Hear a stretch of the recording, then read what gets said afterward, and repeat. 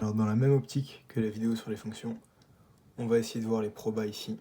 Je vais essayer de tout expliquer, évidemment je vais oublier des trucs. Donc dites-moi si vous avez des questions sur le chapitre des probas. Alors du coup on va commencer facilement sur les trucs qu'on est déjà censé connaître depuis le premier contrôle. Les ensembles, donc ensemble fini, c'est tous les ensembles qu'on connaît nous. On parle du cardinal de l'ensemble pour le nombre d'éléments contenus dans l'ensemble. La première formule qu'on rencontre, cardinal de E union F qui est égal à cardinal de E. Cardinal de E qu'on a ici, c'est toute cette zone qui est raturée de gauche vers la droite, qui est plus cardinal F, toute la zone raturée de droite vers la gauche, y compris ça pour les deux ensembles, moins le cardinal de E inter F, qui est ce petit ensemble-là qui, on le voit, est raturé dans les deux sens. Donc si on ne le retirait pas ici, on l'aurait deux fois dans la formule. C'est pour ça qu'on le retire ici. De même, cardinal de A bar, c'est cardinal E, où E c'est l'ensemble total, moins cardinal A. C'est pas le même E qu'ici, on fait attention. C'est le cardinal de tout l'ensemble, moins le cardinal de A, parce que c'est son opposé. Prochaine formule, les lois de Morgan. Deux lois de Morgan à apprendre par cœur. Si vous voulez les démontrer, il faut se référer au cours parce que c'est long. Mais on a ces deux lois, donc A inter B, le tout bar, qui est égal à A bar union B bar, et A union B, le tout bar, qui est égal à A bar inter B bar. Ensuite, les événements. Donc, chaque événement, c'est une partie de oméga. L'événement, il peut être impossible, il peut être certain, ou il peut être entre les deux. Impossible, impossible, la probabilité va être égale à 0. Et certain, la probabilité va être égale à 1. Donc l'événement est sûr de se réaliser. Les ensembles, encore une fois, A inter B, c'est A et B. Donc c'est aussi valable pour les événements. Pareil pour A union B, c'est A ou B. Donc quelque chose qui est dans A va être dans A union B, mais quelque chose qui est que dans A va pas être dans A inter B. Voilà pour les événements. On passe à la suite. Le gros du cours, les probabilités. Donc, si on tire au hasard, donc on fait un tirage au hasard, on dirait qu'il y a équiprobabilité, voilà, toutes les issues ont la même chance d'arriver. La somme des probabilités de tous les événements qui constituent un ensemble, ça fait 1. Donc P de oméga, par exemple, ça fait 1, parce que oméga comprend tout ce qu'il y a dans tous les ensembles. Ensuite, donc voilà, P de E est compris entre 0 et 1. 0 impossible, 1 certain. Si on a une équiprobabilité sur n issues, la probabilité de chaque issue, ce sera 1 sur n. Ça paraît, c'est juste à connaître. Le terme allemand pour probabilité, c'est Gleichwahrscheinlichkeit, au cas où on est au bac. Prochaine propriété à connaître, P de A égale cardinal de A sur cardinal d'oméga. Donc le nombre d'issues qui réalise A sur le nombre d'issues total. Voilà, donc par exemple, ça peut être 4 sur 7, 4 sur 10, voilà, on va parler sur 52 même. Sur 52 quand on parle de jeux de cartes, parce qu'on a souvent des problèmes avec les jeux de cartes. Donc voilà, ça c'est tout ce qu'on était censé connaître. Maintenant, les chapitres compliqués. Donc la variable aléatoire, c'est une variable qu'on va souvent appeler x et qui peut prendre plusieurs valeurs. Par exemple, sur l'exemple, le nombre de figures tirées sur un tirage où on remet puis on retire, ça va être 0, 1 ou 2. Parce qu'on peut tirer soit 0 figures, donc 2 autres cartes, une figure et une autre carte, ou 2 figures et 0 autre carte. Donc cette variable aléatoire, c'est le paramètre qu'on va faire varier justement. Cette variable aléatoire, on va étudier sa loi de probabilité. Donc une loi de probabilité, ça ressemble à ça. C'est un tableau où la somme des probabilités listées ici est égale à 1. Ça, c'est les valeurs que prend la variable aléatoire. Et ça, c'est la probabilité de la variable aléatoire pour chaque valeur qu'il prend. Donc par exemple, P de grand X égale X en 0, ça donne P d'obtenir 0. Donc c'est 1 sur 10, ici. Mais c'est arbitraire. Hein. Mais c'est arbitraire, ça on le déterminera par rapport à l'exercice. Les événements sont incompatibles. On ne peut pas avoir 0 figure et une figure en même temps. C'est ce qui va nous donner la somme des probabilités égale à 1. Ensuite, prochaine page de cours, les formules à connaître. On commence avec l'espérance. L'espérance, c'est la somme des probabilités pondérées. Donc, on prend à chaque fois xi, donc la valeur de notre la valeur de notre variable aléatoire multipliée par sa probabilité d'arrivée. C'est pour ça qu'on dit pondéré. Donc ça nous donne x1p1 plus x2p2 plus x3p3, etc. Et ça, on l'écrit sous la forme donc sigma. Sigma, c'est la somme. Donc somme des xi/pi. Et tout ça, ça va nous constituer la moyenne des valeurs prises par x. Donc la valeur moyenne que prend x. Ensuite, la variance qui utilise l'espérance pour être calculée grâce à la formule de Koenig-Huygens, qu'on utilise de préférence parce que c'est rapide. Donc c'est e de x carré moins l'espérance au carré. Quand on a notre e de x carré, c'est qu'on fait xi carré fois pi, ici. Et ça, à chaque fois, dans chaque terme de l'espérance. Ce qui va nous donner du coup e de x carré moins e de x, donc l'espérance, le tout au carré. Formule de Koenig-Huygens. Formule de Koenig-Huygens, hyper important à apprendre. Ensuite, l'écart type, qu'on appelle, qu'on appelle aussi sigma ici, c'est un petit sigma ça. L'écart type, il est égal à la racine de la variance, c'est comme ça qu'on le calcule, et il représente l'écart moyen à la moyenne. Donc il peut nous être demandé de l'analyser. L'écart moyen à la moyenne, c'est qu'on a une moyenne des valeurs prises ici, et là on a toutes les valeurs prises. Et l'écart moyen, c'est l'écart moyen, du coup, en moyenne, que toutes ces valeurs ont par rapport à la moyenne. Donc, par exemple, là, les valeurs, elles sont plus étendues. Du coup, l'écart à la moyenne, moyen, sera plus gros. Ici, les valeurs sont plus rapprochées, donc l'écart moyen à la moyenne sera plus petit. Prochain chapitre, les probabilités conditionnelles. Donc, c'est des probabilités qui sont conditionnées par un autre événement. Par exemple, là, j'ai pris l'exemple d'une classe, du coup, avec des garçons et des filles qui portent des lunettes ou qui ont des bons yeux, qui portent des lunettes ou qui ont des bons yeux. Et on voit que la probabilité d'être un garçon, c'est 1,5, et la probabilité d'avoir des lunettes, en sachant qu'on a un garçon, c'est 0,2. Ça, c'est nous indiqué par la phrase « 20% des garçons ont des lunettes ». Donc on sait que P de lunettes, sachant qu'on a un garçon, c'est 20%, et 20% c'est 0,2. Donc on dit que l'événement G influence l'événement L, parce que, du coup, P de L sachant G est différent de P de G inter L. Voilà, ça c'est en général, c'est pas que dans ce cas-là, hein. Tout le temps, on va avoir P de L sachant G, donc cette probabilité qu'on met ici sur l'arbre, qui va être différente du résultat qu'on a au bout de l'arbre, donc P de G inter L. Donc on précise bien que c'est différent. Donc voilà, on dit que l'événement G influence L. Ensuite, on a des formules pour calculer ça. Donc P de L sachant G, c'est égal au cardinal de G inter L sur cardinal de L. Et donc ça, on le transforme directement ici. P de G sachant L, c'est égal à P de G inter L sur P de L. Voilà, là j'ai dit P de L, mais c'est P de G sachant L, qui est égal à P de G inter L sur P de L. Voilà, à apprendre. Pareil ici, donc là c'est une déformation de la formule. On est passé de L et G à A et B, peu importe, c'est deux événements de l'exercice qui vont nous être donnés en consigne. Et là, en passant P de L de ce côté-là de l'équation, on obtient P de A inter B égale P de A fois P de B sachant A. Voilà, ça c'est la formule qu'il faut retenir. Ensuite, on passe aux partitions. On va revenir surtout étape par étape dans l'exercice. La partition, aussi appelée système complet d'événements, c'est du coup une patate. Voilà, du coup une patate qui représente l'ensemble. Et l'ensemble, il est divisé en plusieurs petits événements, du coup. Et la somme de ces petits événements-là, ça constitue l'ensemble. Donc il n'y a pas d'ensemble vide. Il n'y a pas d'ensemble vide et les ensembles ne se superposent pas. Donc par exemple, A et A bar, ça fait une partition.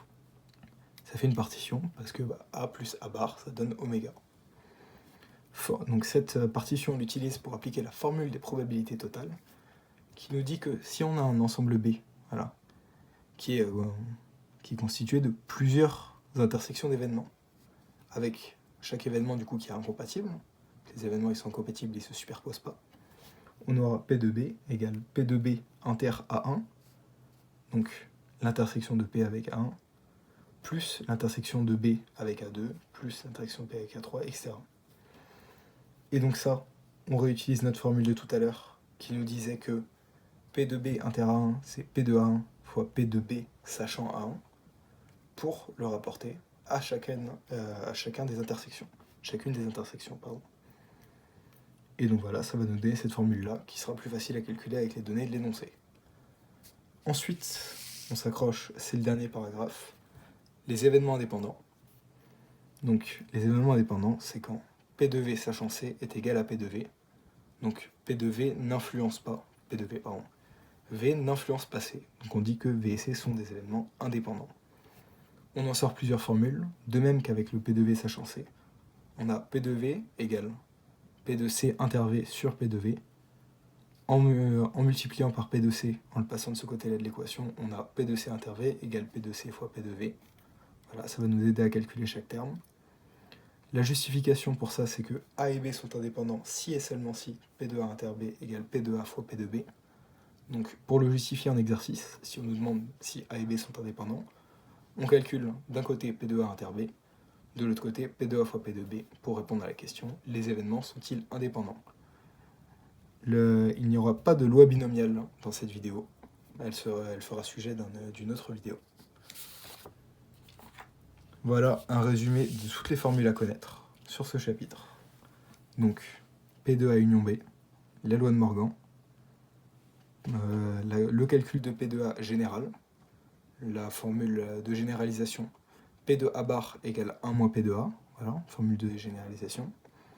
La loi probabilité, toujours, la somme des probabilités est égale à 1, on évite de s'embêter à calculer une nouvelle case si c'est la seule case qui nous manque. Voilà, on dit que la somme des probabilités est égale à 1, et on calcule comme ça. Espérance, variance, écart type. Formule des probabilités totales uniquement dans une partition. Voilà, c'est toujours la même formule. À chaque fois, nos intersections se transforment en P de A1 fois P de B sachant A1. Et on a ça pour chaque intersection, ce qui va nous donner notre formule des probabilités totales. Événement indépendant, P de V sachant C est égal à P de V.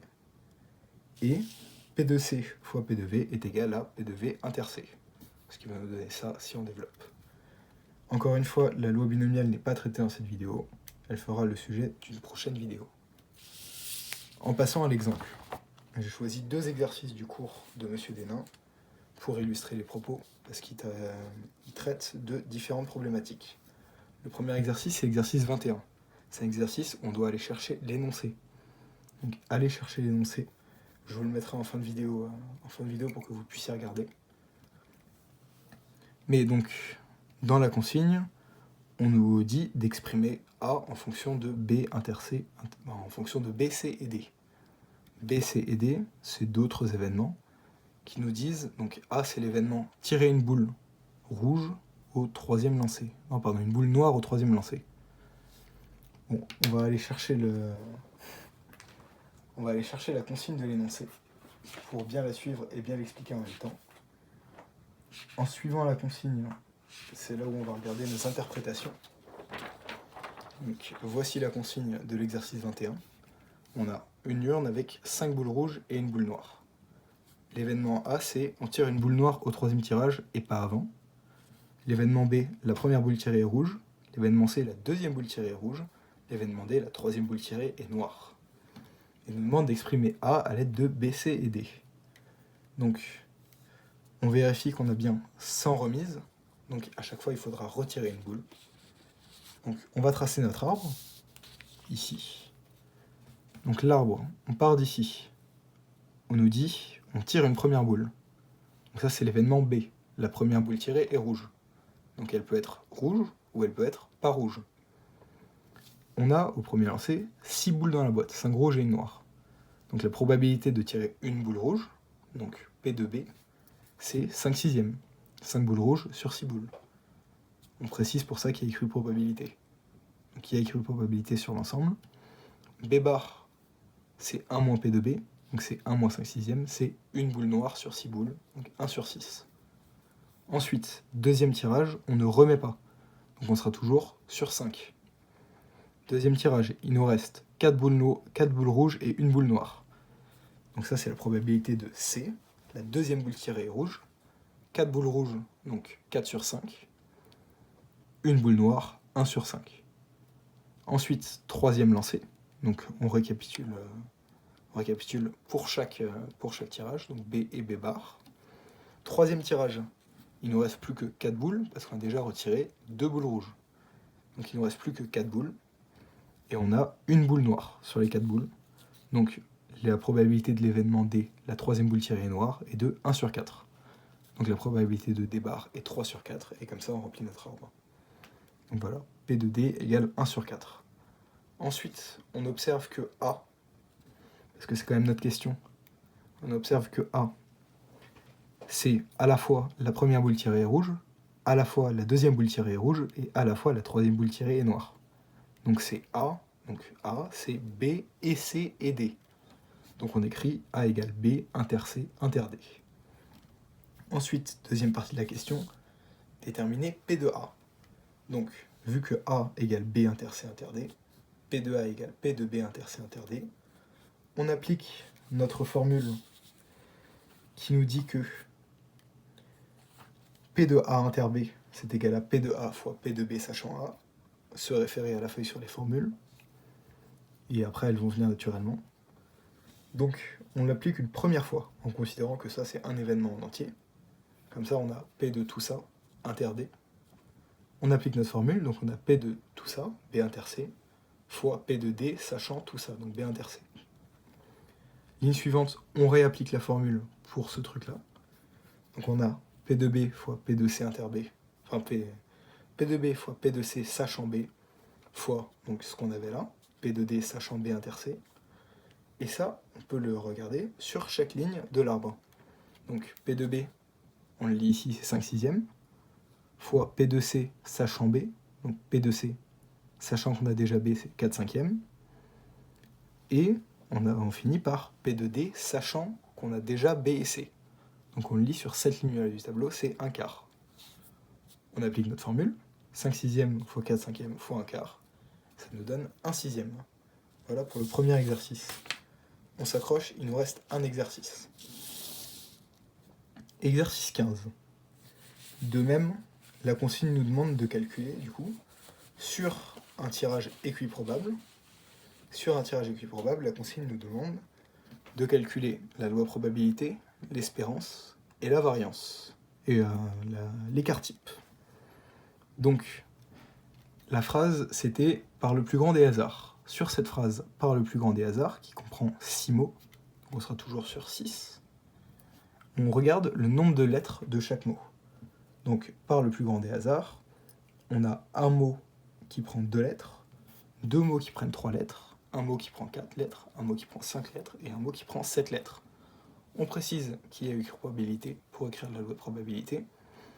Donc, notre variable x, elle étudie le nombre de lettres dans chaque mot, et la probabilité, du coup, de le tirer est à chaque fois équiprobable. Donc, il y a une probabilité de tirer le mot le, qui a 2 lettres, 2 probabilités de tirer un mot à 3 lettres, parce qu'on a par et des, et etc. Voilà, etc. Une pour le 4, une pour le 5 et une pour le 7. Ensuite, une fois la loi de probabilité écrite, on calcule l'espérance, somme des xi-pi. Donc, on a nos xi, on a nos pi, on fait la somme à chaque fois, ça nous donne 4. Donc on peut espérer 4. Si c'est ça la question, on peut espérer tirer un mot à 4 lettres. Là, en l'occurrence, c'était pas la question, mais ça peut très bien l'être. Ensuite, on va chercher l'écart type. L'écart type, c'est la racine de la variance. La variance, c'est égal à notre formule de Koenig-Huygens. On applique notre formule de Koenig-Huygens, et ça nous donne environ 3,83, ou exactement 2 racines de 33 sur 3. Et donc ça, c'est notre écart type qu'on vient de calculer. On peut se féliciter, on a fini l'exercice. Merci d'avoir écouté, et dites-moi si vous avez des questions.